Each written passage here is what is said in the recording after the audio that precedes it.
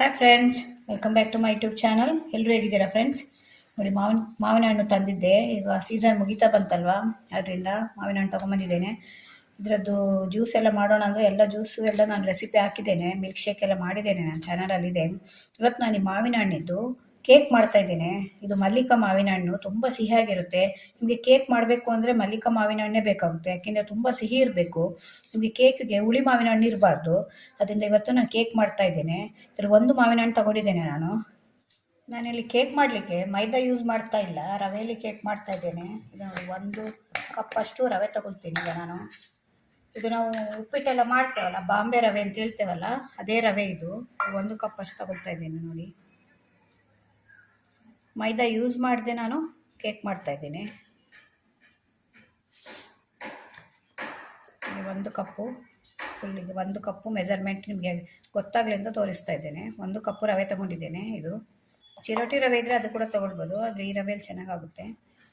1 ಕಪ್ಪು ರವೆಗೆ ನಾನು ಅರ್ಧ ಕಪ್ಪಷ್ಟು ಸಕ್ಕರೆ ಹಾಕ್ತಾ ಇದ್ದೇನೆ. ಇದು ಅರ್ಧ ಕಪ್ಪು ಸಾಕಾಗುತ್ತೆ, ಯಾಕೆಂದರೆ ಅದು ತುಂಬ ಸಿಹಿ ಇರುತ್ತೆ ಮಲ್ಲಿಕಾ ಮಾವಿನ ಹಣ್ಣು. ಮಾವಿನ ಹಣ್ಣು ಸ್ವಲ್ಪ ಸಿಹಿ ಇಲ್ಲ ಅಂದರೆ ನೀವು ಒಂದು ಸ್ವಲ್ಪ ಸಕ್ಕರೆ ಜಾಸ್ತಿ ಹಾಕ್ಕೊಳ್ಬೋದು. ನಾನು ಅರ್ಧ ಕಪ್ಪಷ್ಟು ಸಕ್ಕರೆ ಹಾಕ್ತಾ ಇದ್ದೇನೆ. ಇವಾಗ ಒಂದು ಸ್ವಲ್ಪ ಇದಕ್ಕೆ ಏಲಕ್ಕಿ ಹಾಕ್ತಾ ಇದ್ದೇನೆ. ಒಂದು 3 ರಿಂದ 4 ಏಲಕ್ಕಿ ಸುಲಿದು ಇಟ್ಕೊಂಡಿದ್ದೇನೆ, ಅದನ್ನು ಹಾಕ್ತಾ ಇದ್ದೇನೆ. ನಿಮ್ಮ ಹತ್ರ ಕೇಸರಿ ದಳ ಇದ್ದರೆ ಅದನ್ನು ಕೂಡ ಹಾಕ್ಕೊಳ್ಬೋದು. ನಾನು ಏಲಕ್ಕಿ ಹಾಕ್ತಾ ಇದ್ದೇನೆ. ಇವಾಗ ಇದನ್ನೆಲ್ಲ ಮಿಕ್ಸಿಯಲ್ಲಿ ಹಾಕ್ಕೊಂಡು ಒಂದು ಸ್ವಲ್ಪ ಪೌಡ್ರ್ ಮಾಡ್ಕೊಂಡು ಬರಬೇಕು. ಈಗ ನೋಡಿ, ರವೆ, ಸಕ್ಕರೆ ಮತ್ತು ಏಲಕ್ಕಿನ ಮಿಕ್ಸಿಯಲ್ಲಿ ಹಾಕ್ಕೊಂಡು ಬಂದಿದ್ದೇನೆ. ಇದು ಮಿಕ್ಸಿಯಲ್ಲಿ ಹಾಕ್ಕೊಳ್ಳೆ ಕೂಡ ಮಾಡ್ಬೋದು, ಯಾಕೆಂದರೆ ಅದೊಂದು ಸ್ವಲ್ಪ ತರಿ ಇರುತ್ತೆ. ಮಿಕ್ಸಿಯಲ್ಲಿ ಹಾಕ್ಕೊಂಡ್ರೆ ಚೆನ್ನಾಗಿರುತ್ತೆ ಅದು. ಇಲ್ಲಾಂದರೆ ನಿಮಗೆ ಅದು ಕೇಕ್ ಮಾಡುವಾಗ ಏನಾಗುತ್ತೆ ಅಂದರೆ ತುಂಬ ತರಿ ಸಿಗುತ್ತೆ, ಆಗ ನಿಮಗೆ ಅದು ಹಲ್ವಾ ಥರ ಆಗೋಗುತ್ತೆ ಕೇಕು. ಅದರಿಂದ ಮಿಕ್ಸಿಯಲ್ಲಿ ಹಾಕ್ಕೊಂಡ್ರೆ ತುಂಬ ಏನು ಸಣ್ಣ ಆಗಲ್ಲ, ಸ್ವಲ್ಪ ತರಿ ಹಾಗೆ ಇರುತ್ತೆ, ಆದರೆ ಒಂದು ಸ್ವಲ್ಪ ಸಣ್ಣ ಆಗುತ್ತೆ. ಅದಕ್ಕೋಸ್ಕರ ಮಿಕ್ಸಿಯಲ್ಲಿ ಹಾಕ್ಕೊಳ್ಳೋದು. ಅದು ನೋಡಿ, ಇದು ಸಿಪ್ಪೆ ತಗೊಂಡು ಇದನ್ನು ಇವಾಗ ಕಟ್ ಮಾಡ್ಕೊಳ್ಬೇಕು.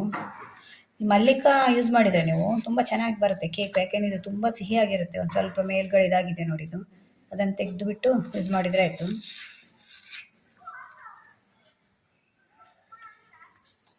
ಇದನ್ನು ಸಣ್ಣ ಈ ರೀತಿ ಕಟ್ ಮಾಡ್ಕೊಳ್ಬೇಕು. ನಾವು 1 ಕಪ್ಪು ರವೆ ತಗೊಂಡಿದ್ದೀವಲ್ಲ, ಅದೇ ಕಪ್ಪಲ್ಲಿ 1 ಕಪ್ಪು ನಮಗೆ ಇವಾಗ ಮಾವಿನ ಹಣ್ಣು ಬೇಕಾಗುತ್ತೆ ಕೇಕಿಗೆ. ಇವಾಗ ಮಾವಿನ ಹಣ್ಣು ಸೀಸನ್ ಅಲ್ಲ, ಅದರಿಂದ ಮಾವಿನ ಹಣ್ಣಿದ್ದೇ ಕೇಕ್ ಮಾಡ್ತಾಯಿದ್ದೇನೆ. ತುಂಬ ಸಕ್ಕರೆ ಆಗಿದೆ ಇದು, ಸಿಹಿ. ಇದೊಂದು ಸ್ವಲ್ಪ ಡ್ಯಾಮೇಜ್ ಇದೆ, ಇಲ್ಲಿ ತೆಗೆದರೆ ಆಯಿತು.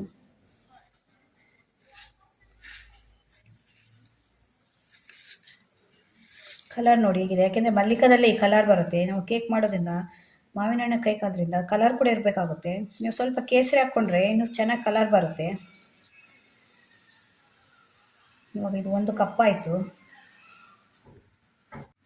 ಇವಾಗ ನೋಡಿ, ಮಾವಿನ ಹಣ್ಣನ್ನು ಕಟ್ ಮಾಡಿ 1 ಕಪ್ಪಲ್ಲಿ ಹಾಕಿದ್ದೇನೆ. ಯಾವ ಕಪ್ಪಲ್ಲಿ ನಾನು ರವೆ ತೊಗೊಂಡಿದ್ದೆ ಅದೇ ಕಪ್ಪಲ್ಲಿ ಮಾವಿನ ಹಣ್ಣು ತೊಗೊಂಡಿದ್ದೇನೆ, ಯಾಕೆಂದರೆ ನಮಗೆ ಕರೆಕ್ಟಾಗಿ ಮೆಜರ್ಮೆಂಟ್ ಗೊತ್ತಾಗಬೇಕಾಗುತ್ತೆ. ಇಲ್ಲದ್ರೆ ಇದು ಕಮ್ಮಿ ಆಗುತ್ತೆ, ಅದು ಜಾಸ್ತಿ ಆಗುತ್ತೆ, ಆಗುತ್ತೆ. ಅದರಿಂದ ಇದು 1 ಕಪ್ ಅಷ್ಟು ನಾನು ಮಾವಿನ ಹಣ್ಣು ತೊಗೊಂಡಿದ್ದೇನೆ. ಇದು ತುಂಬ ಒಳ್ಳೆ ಸಿಹಿ ಇದೆ ಮಾವಿನ ಹಣ್ಣು. ಈ ರೀತಿ ಮಾವಿನ ಹಣ್ಣೆ ಹಾಕಬೇಕು ನೀವು, ಹುಳಿ ಇರಬಾರ್ದು ನೀವು ಕೇಕ್ ಮಾಡುವಾಗ ಯಾವಾಗಲೂ. ಇದಕ್ಕೆ ನಾನೊಂದು ಅರ್ಧ ಕಪ್ಪಷ್ಟು ಹಾಲು ಹಾಕ್ತಾ ಇದ್ದೇನೆ. ಇದರಲ್ಲೇ ಒಂದು ಅರ್ಧ ಕಪ್ಪಷ್ಟು ಹಾಲು ಹಾಕ್ತಾ ಇದ್ದೇನೆ. ಇದರಲ್ಲಿ ನಿಮ್ಗೆ ಏನಾದರೂ ಅದು ಕೆನೆ ಇರುತ್ತಲ್ಲ, ಕೆನೆ ಇದ್ದರೆ ಕೂಡ ಹಾಕ್ಕೊಳ್ಳಿ. ಅದೇ ಹಾಲು ತಣ್ಣಗಿರ್ಬೇಕು, ಹಾಲು ಬಿಸಿ ಹಾಲಲ್ಲ, ತಣ್ಣಗಿರೋ ಹಾಲನ್ನು ಅರ್ಧ ಕಪ್ ಹಾಕ್ತಾ ಇದ್ದೇನೆ. ಇವಾಗ ನಾನು ಮಿಕ್ಸಿಯಲ್ಲಿ ಹಾಕ್ಕೊಂಡು ಇದರದ್ದು ಪ್ಯೂರಿ ಮಾಡ್ಕೊಂಡು ಬರ್ತೇನೆ.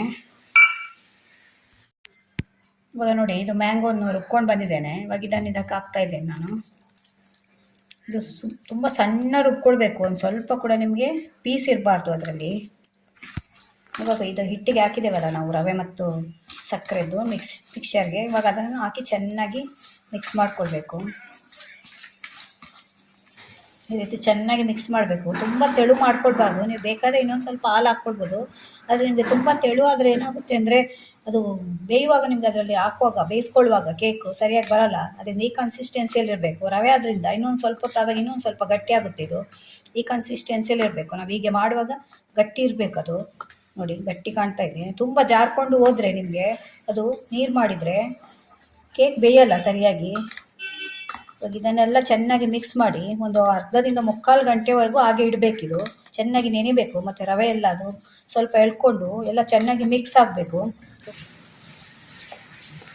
ನೋಡಿ, ಈಗ 3/4 ಗಂಟೆ ಆಯಿತು, ಗಟ್ಟಿಯಾಗಿದೆ ನೋಡಿ. ಇಷ್ಟು ಕನ್ಸಿಸ್ಟೆನ್ಸಿಯಲ್ಲಿ ಇರಬೇಕು. ನಾವು ತುಂಬ ತೆಳು ಮಾಡಿಕೊಂಡ್ರೆ ಅದು ಕೇಕಿಗೆ ಇಡುವಾಗ ಅದು ನೀರು ಜಾರಿ ಹೋಗುತ್ತೆ. ಇಷ್ಟು ಇದ್ದರೆ ಸಾಕು. ಇವಾಗ ಇದಕ್ಕೆ ನಾನೊಂದು 2 ರಿಂದ 3 ಸ್ಪೂನಷ್ಟು ತುಪ್ಪ ಹಾಕ್ತಾ ಇದ್ದೇನೆ. ತುಪ್ಪ ಇಲ್ಲ ಅಂದರೆ ಆಯಿಲ್ ಹಾಕ್ಕೊಡ್ಬೋದು, ಇಲ್ಲಾಂದರೆ ಬೆಣ್ಣೆ ಕೂಡ ಹಾಕ್ಕೊಡ್ಬೋದು. ಚೆನ್ನಾಗಿ ಮಿಕ್ಸ್ ಮಾಡಿ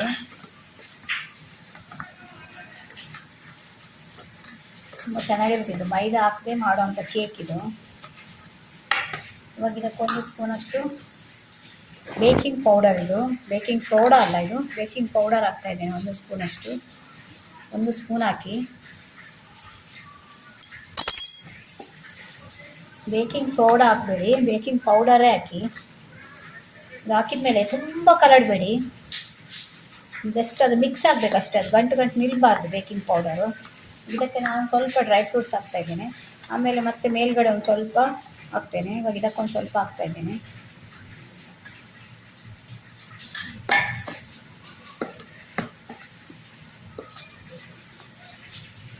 ಇದನ್ನು ಮಿಕ್ಸ್ ಮಾಡಿದ್ಮೇಲೆ ಇವಾಗ ಇದನ್ನು ಬೇಯಲಿಕ್ಕೆ ಇಡಬೇಕು.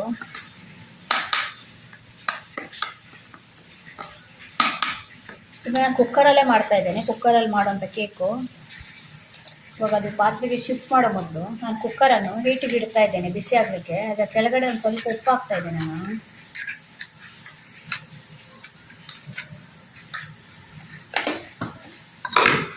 ಉಪ್ಪು ಚೆನ್ನಾಗಿ ಈ ಕಡೆ ಹರಡ್ಕೊಂಡು ಈ ರೀತಿ ಒಂದು ಸ್ಟ್ಯಾಂಡ್ ಇಡಿ.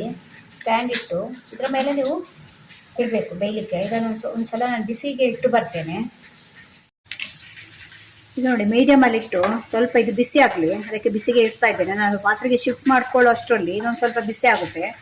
ನನ್ನ ಹತ್ರ ಈ ರೀತಿ ಪಾತ್ರೆ ಇದೆ, ನಾನು ಇದರಲ್ಲೇ ಮಾಡ್ತಾ ಇದ್ದೇನೆ. ನಿಮ್ಮ ಹತ್ರ ಸ್ಕ್ವೇರ್ದಿದ್ದರೆ ಅಥವಾ ರೌಂಡ್ ಪಾತ್ರೆ ಇದ್ದರೆ ಅದರಲ್ಲಿ ಮಾಡ್ಕೊಳ್ಬೋದು. ಇದು ಸ್ವಲ್ಪ ತೆಳುವಾಗಿದೆ, ಅದರಲ್ಲಿ ನಾನು ಇದರಲ್ಲಿ ಮಾಡ್ತೀನಿ. ಇದಕ್ಕೆ ಸ್ವಲ್ಪ ನಾನು ತುಪ್ಪ ಹಚ್ತಾ ಇದ್ದೇನೆ.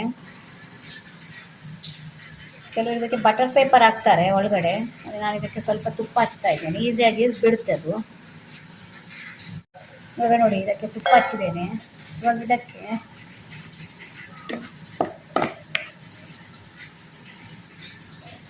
ಮಿಕ್ಸ್ ಮಾಡಿ ಇಟ್ಕೊಂಡಿದ್ದೇವಲ್ಲ, ಇದನ್ನು ಇದಕ್ಕೆ ಹಾಕ್ತಾ ಇದ್ದೇನೆ.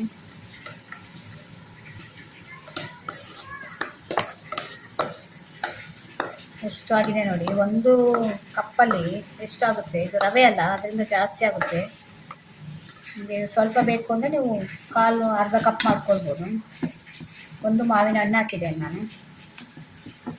ಇದು ಸಿಹಿ ಮಾವಿನ ಹಣ್ಣು ಆದ್ದರಿಂದ ನಿಮ್ಗೆ 1 ಸಾಕಾಗುತ್ತೆ. ಸ್ವಲ್ಪ ಸಿಹಿ ಇಲ್ಲ ಸಪ್ಪೆ ಅಂದರೆ ಒಂದು ಸ್ವಲ್ಪ ಜಾಸ್ತಿ ಹಾಕ್ಕೊಳ್ಬೇಕಾಗುತ್ತೆ. ಈ ರೀತಿ ಚೆನ್ನಾಗಿ ಒಂದು ಸಲ ಮಾಡ್ಕೊಳ್ಳಿ.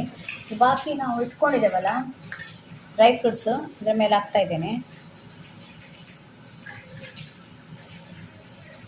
ಟೂಟಿ ಫ್ರೂಟಿ ಇದ್ದರೆ ಕೂಡ ಹಾಕ್ಕೊಳ್ಬೋದು, ಅದು ಕೂಡ ಚೆನ್ನಾಗಿರುತ್ತೆ. ನಾನು ಟೂಟಿ ಫ್ರೂಟಿ ಇಲ್ಲ, ಅದನ್ನು ಬರೀ ಪಿಸ್ತಾ, ಬಾದಾಮ್ ಮತ್ತು ಗೋಡಂಬಿ ಹಾಕ್ತಾ ಇದ್ದೇನೆ.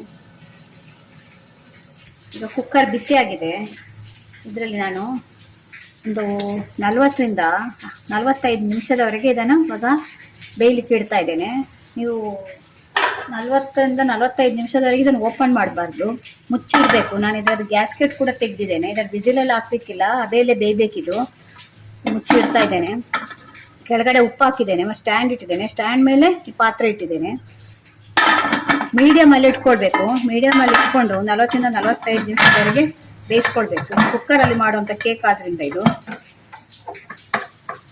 ಮೀಡಿಯಮಲ್ಲಿಟ್ಟು 3/4 ಗಂಟೆ ಬೇಯಿಸ್ಕೊಳ್ಳಿ. ನೋಡಿ ಫ್ರೆಂಡ್ಸ್, ಇವಾಗ 45 ನಿಮಿಷ ಆಯಿತು. ಇವಾಗ ಆಫ್ ಮಾಡಿದ್ದೇನೆ.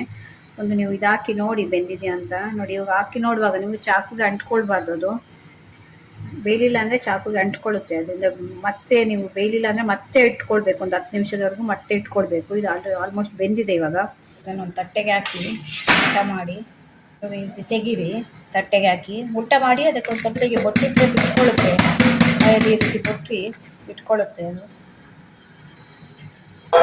ನೋಡಿ ಫ್ರೆಂಡ್ಸ್, ಹೇಗೆ ಬಂದಿದೆ, ತುಂಬ ಚೆನ್ನಾಗಿ ಬಂದಿದೆ ಮ್ಯಾಂಗೋ ಕೇಕು. ನೋಡಿ ಊಟ ಮಾಡಿದೆ, ಹೇಗೆ ಕಾಣ್ತಿದೆ ನೋಡಿ, ಕಲರ್ಫುಲ್ ಆಗಿದೆ. ನೀವು ಸ್ವಲ್ಪ ಅಗಲದ ಪಾತ್ರೆ ಬೇಕಾದರೆ ಇಟ್ಕೊಳ್ಬೋದು. ನನ್ನ ಹತ್ರ ಅಗಲದ ಪಾತ್ರೆ ಇಲ್ಲ ಅಂತ ನಾನು ಇದರಲ್ಲೇ ಇಟ್ಟಿದ್ದೇನೆ. ಸ್ವಲ್ಪ ಒಳಗಡೆ ಅಗಲ ಕಮ್ಮಿ ಇದೆ, ಅದರಿಂದ ನಿಮಗೆ ಇನ್ನೂ ಸ್ವಲ್ಪ ಅಗಲದ ಪಾತ್ರೆ ಬೇಕಾದರೆ ಇದನ್ನು ಇಟ್ಕೊಳ್ಬೋದು. ಮ್ಯಾಂಗೋ ರವೆಯಲ್ಲಿ ಮಾಡಿದ ಕೇಕ್ ಹೇಗೆ ಸ್ಪಾಂಜಿ ಬಂದಿದೆ ನೋಡಿ, ಎಷ್ಟು ಸ್ಪಾಂಜಾಗಿ ಕಾಣ್ತಿದೆ ಅಂತ ಅಂದ್ಕೊಳ್ತೀನಿ. ಎಷ್ಟು ಮೆತ್ತನೆ ಆಗಿ ಬಂದಿದೆ ನೋಡಿ ಫ್ರೆಂಡ್ಸ್. ಕೇಕ್ ಹೇಗೆ ಬಂದಿದೆ ಅಂತ, ಎಷ್ಟು ಚೆನ್ನಾಗಿ ಬಂದಿದೆ ನೋಡಿ, ಎಷ್ಟು ಸಾಫ್ಟ್ ಬಂದಿದೆ ನೋಡಿ. ಕುಕ್ಕರಲ್ಲೇ ಮಾಡಿದ್ದು ರವೆದು ಕೇಕು, ಮೈದಾ ಯೂಸ್ ಮಾಡಲಿಲ್ಲ ಈ ಕೇಕಿಗೆ. ಇದು ನೋಡಿ, ಈಗ ಪೂರ ತಣ್ಣಗಾಗಿದೆ. ಬಿಸಿ ಇರಬಾರ್ದು, ಸ್ವಲ್ಪ ಕೂಡ ಬಿಸಿ ಇದ್ರೆ ನಿಮಗೆ ಕಟ್ ಮಾಡಲಿಕ್ಕಾಗಲ್ಲ, ಅದು ಆರಿ ತಣ್ಣಗಾಗಬೇಕು. ಕಟ್ ಮಾಡ್ತೇನೆ ನೋಡಿ, ಎಷ್ಟು ಸಾಫ್ಟ್ ಬಂದಿದೆ ನೋಡಿ. ತುಂಬ ಈಸಿಯಾಗಿ ಮನೆಯಲ್ಲೇ ಮಾಡ್ಕೊಳ್ಬೋದು ಮ್ಯಾಂಗೋ ಕೇಕ್ ಇದು. ಮಾವಿನ ಹಣ್ಣು ಸೀಸನ್ ಅಲ್ವಾ ಈಗ. ನೋಡಿ ಫ್ರೆಂಡ್ಸ್ ಹೇಗೆ ಕಾಣ್ತಾ ಇದೆ ನೋಡಿ, ಎಷ್ಟು ಸಾಫ್ಟ್ ಆಗಿದೆ ನೋಡಿ. ನೋಡಿ ಫ್ರೆಂಡ್ಸ್ ಕಟ್ ಮಾಡಿದ್ದೇನೆ ನೋಡಿ. ನಿಮ್ಗೆ ಯಾವ ಶೇಪಲ್ಲೂ ಸ್ಲೈಸ್ ಬೇಕಾದ್ರೆ ಸ್ಲೈಸ್ ಮಾಡ್ಕೊಳ್ಬೋದು. ಈ ರೀತಿ ಮಾಡ್ಕೊಳ್ಬೋದು. ಎಷ್ಟು ಸಾಫ್ಟ್ ಇದೆ ನೋಡಿ. ಮೈದಾ ಯೂಸ್ ಮಾಡಲಿಲ್ಲ, ಎಸೆನ್ಸ್ ಏನು ಯೂಸ್ ಮಾಡಲಿಲ್ಲ, ಮೊಸರು ಯೂಸ್ ಮಾಡಲಿಲ್ಲ. ಬರೀ ರವೆ ಮತ್ತು ಹಾಲು ಮ್ಯಾಂಗೋ ಹಾಕಿ ಮಾಡಿರುವಂಥದ್ದು. ಮಕ್ಕಳಿಗೆ ಬರ್ತಡೇ ಎಲ್ಲ ಬರುತ್ತಲ್ಲ, ಆಗ ಮನೆಯಲ್ಲಿ ಈಸಿಯಾಗಿ ಮಾಡ್ಕೊಳ್ಳೋದು. ಮಕ್ಕಳಿಗೆ ಕೇಕ್ ಅಂದರೆ ತುಂಬ ಇಷ್ಟ ಅಲ್ವಾ, ಅದರಿಂದ ಮನೆಯಲ್ಲಿ ಒಂದ್ಸಲ ಟ್ರೈ ಮಾಡಿ ನೋಡಿ ನೀವು ಕೂಡ. ತುಂಬ ಈಸಿಯಾಗಿ ಆಗುತ್ತೆ ಇದು, ತುಂಬ ಚೆನ್ನಾಗಿರುತ್ತೆ ಕೂಡ, ಅಷ್ಟೇ ಟೇಸ್ಟ್ ಇರುತ್ತೆ ನೋಡಿ. ಮಕ್ಕಳು ತಿಂದು ಅರ್ಧದಷ್ಟು ಖಾಲಿ ಕೂಡ ಆಯ್ತು. ನಾನು ಕಟ್ ಮಾಡಿದ್ದೆಲ್ಲ ತಿಂದು ಆಯಿತು, ಇವಾಗ ಅರ್ಧನೇ ಉಳ್ಕೊಂಡಿದೆ. ಓಕೆ ಫ್ರೆಂಡ್ಸ್, ಈ ವಿಡಿಯೋ ನಿಮ್ಗೆ ಇಷ್ಟ ಆದರೆ ನನ್ನ ಚಾನಲ್ನ ಸಬ್ಸ್ಕ್ರೈಬ್ ಮಾಡ್ಕೊಂಡು ನೋಡಿ. ಇದೇ ಥರ ಹೊಸ ಹೊಸ ವಿಡಿಯೋ ತೊಗೊಂಡು ಮತ್ತೆ ಬರ್ತೇನೆ. Bye friends.